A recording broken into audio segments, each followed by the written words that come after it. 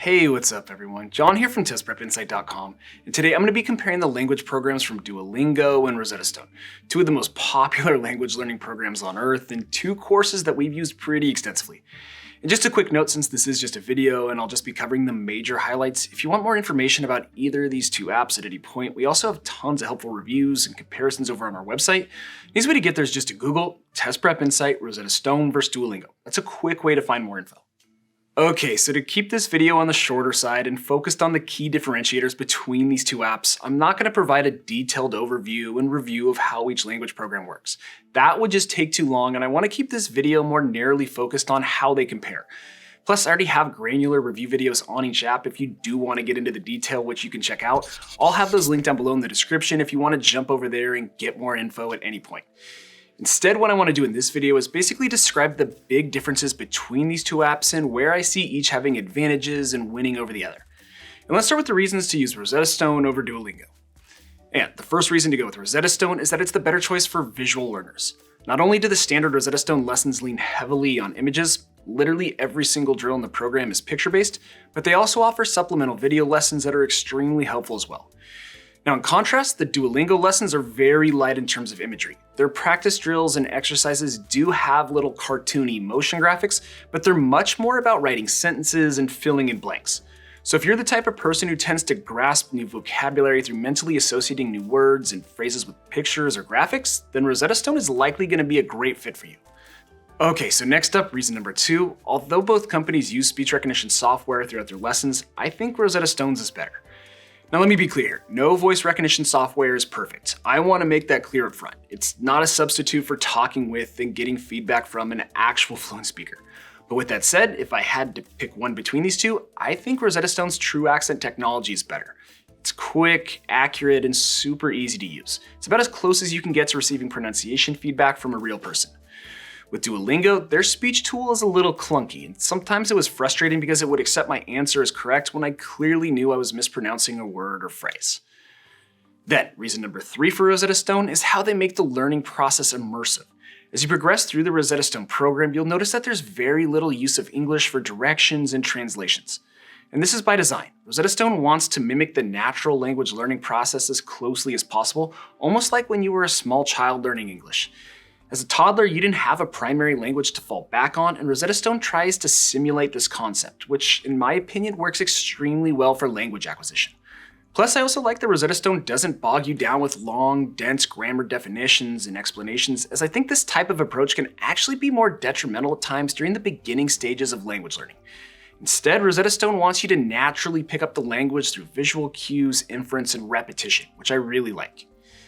Okay, last up here, reason number 4, is all of the bonus features and resources that Rosetta Stone provides. So, beyond their core curriculum, Rosetta Stone also offers on-demand videos, live lessons, short stories, downloadable audio companions, phrasebooks, and more. It's actually really cool how much they give you outside of the main lessons. But of all of these various tools, my favorite has to be the stories. Let me explain those real quick. As you complete the lessons and progress through the course, new stories, which are kind of like short podcasts with transcripts, become available for you to complete. These stories cover all kinds of interesting topics and genres, and you attack the same story from multiple angles. They're a great way to improve your listening comprehension skills, as well as your reading and speaking abilities. Plus, they're also just a nice change of pace from the standard Rosetta Stone lessons from time to time. Okay, so that's Rosetta Stone. Now let's turn the tables and cover the major reasons to go with Duolingo. But before I get to that, I should just mention that every single month here at Test Prep Insight, we actually give away a free language learning course to one lucky person. It's super simple to enter. Everyone out there is eligible. I'll put all the details down below in the description on how to get entered, but just know it takes like 10 seconds, and hey, you never know. You could win a totally free subscription to Rosetta Stone or Duolingo. Okay, so the first and best reason to use Duolingo is because it's free. If money is tight, you can literally get most all of the benefits of the app without having to spend even $1, which is super nice. Honestly, it's really the only language app on the market that I've used that offers a decent free version. Other apps claim that they have free versions, but they don't offer nearly as many features as Duolingo's free plan does. However, do keep in mind that there are some limitations with the free version. There's annoying ads, there are caps on your daily usage thanks to their heart system, and there are restrictions around navigating new and old lessons as well. After all, they do want you to pay and upgrade at the end of the day. And by the way, in terms of cost, this isn't a slam dunk win for Duolingo. In looking at the cost of the paid plans, both companies are pretty close. Let me quickly break it down. Rosetta Stone has 3 different subscription plans: a 3-month subscription, a 12-month subscription, and a lifetime plan. Though generally priced a little higher full retail on their website, you can usually find the 3-month plan for $36, the 12-month plan for $96, and the lifetime plan, which includes access to all of Rosetta Stone's languages, for around $180. Now, with Duolingo, if you upgrade from their free plan to the paid Super Duolingo version, that costs $84 for an annual subscription. That's about $7 on a monthly basis. Or they have a family plan if you want to split with friends and family. That costs $120 per year, or about $10 on a monthly basis if you want to look at it that way. So when considering the paid versions, pricing is very close between these two companies, about $7 to $10 per month.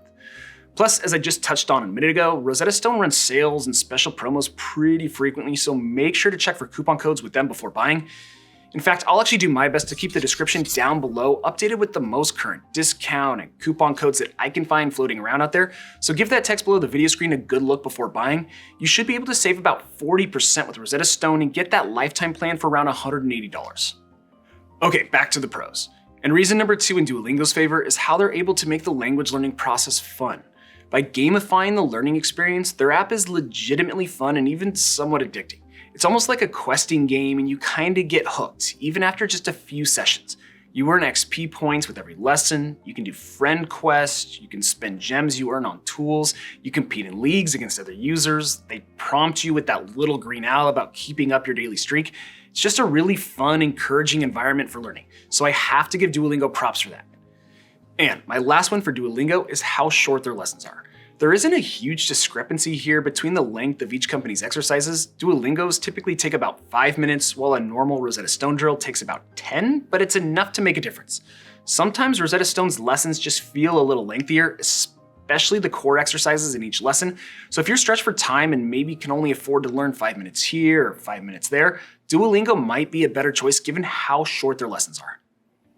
But anyway, that about does it for the detail in this comparison. So let's get to my final thoughts. Should you choose Rosetta Stone or Duolingo to learn a new language? Well, after testing each program for a while, I have to give the win to Rosetta Stone. Now, don't get me wrong, there are definitely some benefits to Duolingo, and in certain circumstances, I would recommend their app, but if you're truly serious about learning a new language, then I think Rosetta Stone is the way to go. Their program overall is just a lot more robust than Duolingo's. Not only are their lessons better for visual learners, but I also think they're more comprehensive as well. Plus, their voice recognition software is accurate and easy to use, and they offer a ton of bonus resources like live lessons, stories, and on-demand videos that really round out the program. So all in all, I have to give the edge to Rosetta Stone for those reasons. But anyway, I hope this video has been helpful and you learned a little something about both Duolingo and Rosetta Stone.